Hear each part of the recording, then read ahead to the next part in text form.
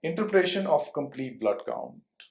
When you get a blood count report, you see multiple parameters and you must have an idea that what is the significance of these different parameters. In this video, we are going to see about the red cell lines. We have already discussed the working of anemia and polycythemia. In this video, this is going to be a small video on the interpretation in case we get a patient who's got anemia, because polycythemia is generally a straightforward sort of interpretation. It does not require a lot of thinking, but in patients who've got anemia, you may require multiple parameters to be analyzed to make a conclusion that what is the possible underlying lesion and what is the cause of this anemia. Now, when the red cell line, keep in mind one thing: all interpretations should be done in the light of peripheral film, because the peripheral film manually seen by a hematologist gives a far better picture of anemia rather than just relying on the red cell indices or whatever is written on the reports generated by the automated machines. Now, you see, there are measured parameters and there are calculated parameters when you see the red cell lines. In the measured parameter, you see hemoglobin, it is in grams per deciliter. You got hematocrit, which is in percentage of RBCs in the blood. It can also be a measured value or a calculated value. It can be both ways. And then we have got RBCs, that is the number of RBCs per unit volume of blood. These are measured values. Then we've got calculated parameters like MC, which tells us about the size of the cell, and then you get the MCH, which tells us about the hemoglobinization of the RBC, and then MCHC tells us about the average concentration of hemoglobin within an RBC, and then finally we've got a red cell distribution width, which tells us about the variation in the size of the RBCs, that there are multiple populations available in the circulation. They may be small RBCs and they may be large RBCs. So this is red cell distribution width. Now we are going to see how to see these parameters when you get a CBC and how to draw a meaningful conclusion out of this. Now, when you are examining a CBC, you see there's a rule of 3. In healthy individuals, the hemoglobin is roughly 3 times the RBC count expressed in millions per microliter, and the hematocrit is roughly 3 times the hemoglobin. This is a general rule. This is not a very hard and fast rule, but in a normal healthy adult male, this is usually seen that the hemoglobin is 3 times the RBC count and hematocrit is 3 times the hemoglobin. If there is a deviation, for example, you see there is a disproportionately large number of RBCs when you compare it with the hemoglobin, must always consider this patient may be having thalassemia trait. The RBC number is far more than the hemoglobin in this patient.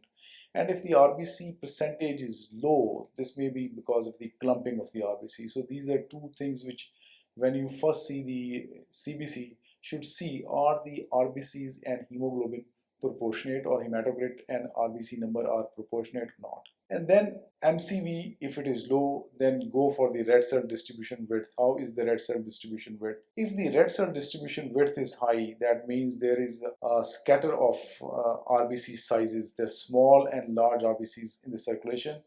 This is seen in iron deficiency anemia, and this MCHC is generally low. Then you can also see a high red cell distribution width in anemia of chronic disease, in anemia of renal failure, there is low MCHC, and in sideroblastic anemia, MCHC is again low and there is a high red cell distribution width. And then if you got low MCV with a normal red cell distribution width, this can be caused by beta thalassemia itself or beta thalassemia trait. The RBCs are large in number, but generally they are small and they are of a uniform size, while in iron deficiency anemia, the RBC number is not very large, but they are of different size population in the RBC, so red cell distribution width is high. If you got a high MCV, again see the red cell distribution width.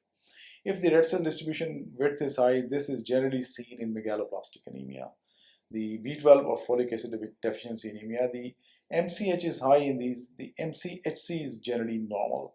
And then if the red cell distribution width is normal, this may be seen in patients who've got cirrhosis, those who are alcoholics, those who've got hypothyroidism, those who've got aplastic anemia.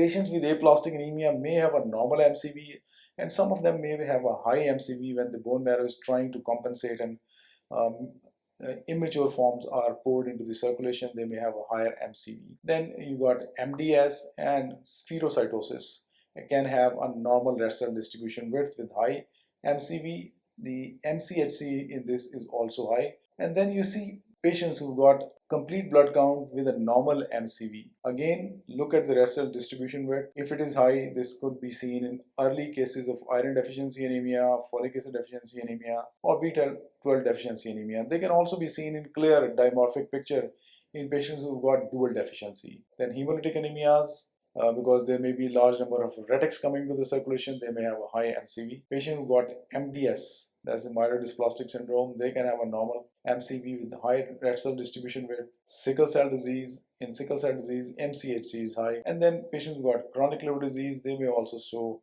in some patients normal MCV with high red cell distribution width. And then hemorrhage. Now, in hemorrhage, you may have high red cell distribution width if the reticulocytes are started coming into the circulation. Otherwise, this anemia is usually normocytic anemia with normal red cell distribution width. So if the red cell distribution width along with MCV is normal, this may be present in anemia of chronic disease, blood loss anemia, that immediately if you check the hemoglobin and CBC, you find that the hemoglobin may be nearly normal and the MCV is normal and red cell distribution width is also normal. It is after some time when the reticulocytes start coming into the circulation, the red cell distribution width starts getting higher and higher. Then in patients who got hemolytic anemia may have high MCHC, and then patients with aplastic anemia may have normal MCV with the normal red cell distribution width. As I told, some of these may also have high MCV. Then MDS can present in multiple ways, and if you're not able to understand the reason of anemia, especially in older people with high ESR, MDS should be a possibility which should be considered.